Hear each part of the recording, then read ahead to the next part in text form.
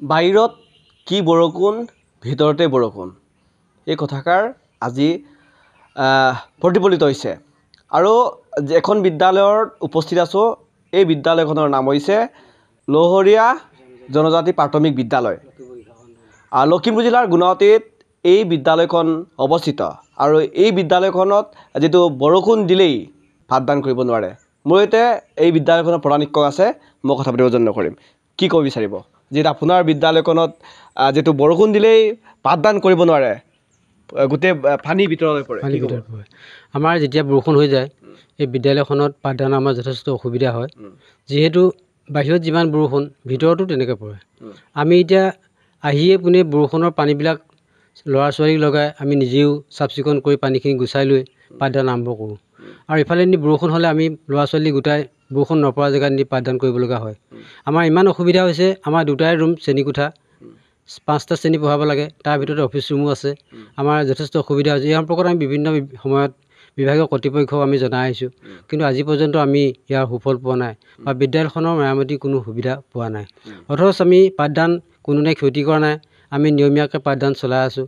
গতিকে আমি চৰকাৰ তথা বিভাগীয় কৰ্তৃপক্ষ, অসমৰ মুখ্যমন্ত্ৰী মাননীয় শ্ৰদ্ধাৰ পেগু ডাঙৰীয়া আমি অনুৰোধ জনাইছোঁ, এতিয়াও আমাৰ শৈক্ষিক পৰিৱেশ গঢ়ি তুলিবৰ কাৰণে আমাৰ বিদ্যালয়খনৰ যি আন্তঃগাঁথনি অৰ্থাৎ মানে বিদ্যালয়খন পুনৰ নিৰ্মাণ ৰিপেয়াৰিং কৰি মেৰামতি কৰি পাঠদানো সুচল কৰি দিবৰ কাৰণে মই অনুৰোধ জনাইছোঁ।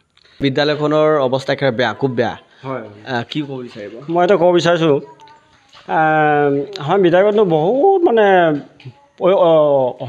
অভিযোগৰ ভিতৰত মানে ল'ৰা ছোৱালী খুব শিক্ষাদানটো দিবলৈ মানে অসমৰ্থ হৈছে। বিষয়টো হ'ল বিদ্যালয়খনত সেইখিনি বিদ্যালয় আমি ভাল ল'ৰা ছোৱালী মানে মই অহা যোৱা কৰোঁ, বিদ্যালয়ত শিক্ষক আহিছে নাই পঢ়াইছে নাই ইত্যাদি, কিন্তু গম পাওঁ যে এই বৰষুণ চৰষুণ যেতিয়া হ'ব তেতিয়া একেবাৰে ল'ৰা ছোৱালী থাকিব পৰা নাই। মানে বৰষুণত গোটেইখিনি গোট খাই পিনে এটা মানে ৰুমত গোট খাই থাকিবলগীয়া হয়, তাত ল'ৰা ছোৱালী কেনেকৈ পঢ়াব, তেনেকুৱা এটা অৱস্থা হৈছে।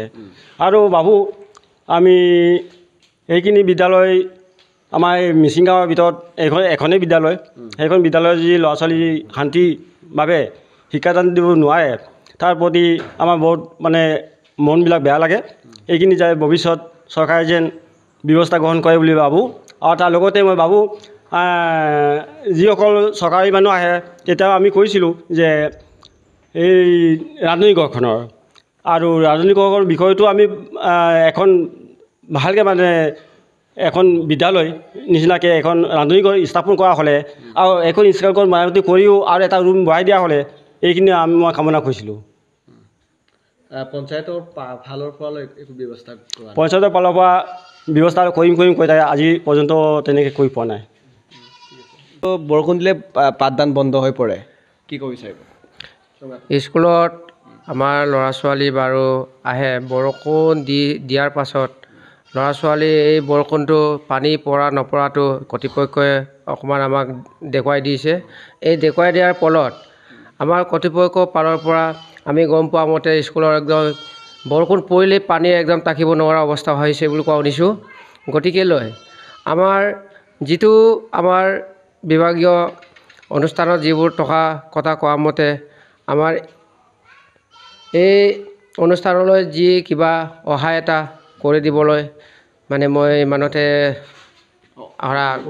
ক'ব বিচাৰিছোঁ। মানে বিশেষকৈ মই বেছি ক'ব নাজানো, তথাপিতো অকণমান আমি দুখ পাইছোঁ। আমাৰ স্কুলখনত মানে বিশেষকৈ মানে ইমান বৰষুণ দিলে যে পানী পৰিব লাগে আৰু পানী মানে বৰষুণ বাহিৰতে পৰিব লাগে, ভিতৰেদি পানী এতিয়া পানীৰ তলতে থাকিব লগা হৈছে। আমি এইটোকে আমি কৈ মানে বিশেষকৈ এই অনুষ্ঠানটোক যেন ৰক্ষণাবেক্ষণ দিয়ে যেন ইয়াকে কৈ মই অকণমান সামৰিছোঁ।